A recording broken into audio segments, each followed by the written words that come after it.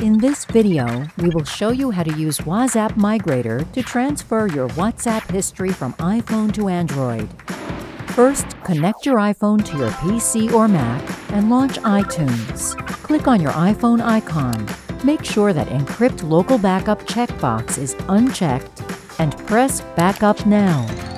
Then, launch your browser, go to WazzapMigrator.com, download the app, and launch it.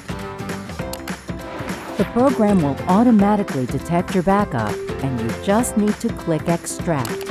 If you want, you can also automatically upload to Google Drive for wire-free migration. Then connect your Android phone to the computer and copy the media folder and the chat storage file to the download folder on it. You can also use Dropbox, Google Drive, or just send yourself an email with attachments. Please uninstall WhatsApp before using WazzapMigrator. Then install WazzapMigrator from the Google Play Store. Open the application. Make sure that WazzapMigrator detected the data backup and press the play button. In just a couple of seconds, chat history will be transferred to your Android smartphone. Now, go to the Google Play Store, install WhatsApp, activate it by entering your phone number, and click Restore. And that's it! WhatsApp chat history and media files will be successfully transferred to your Android smartphone.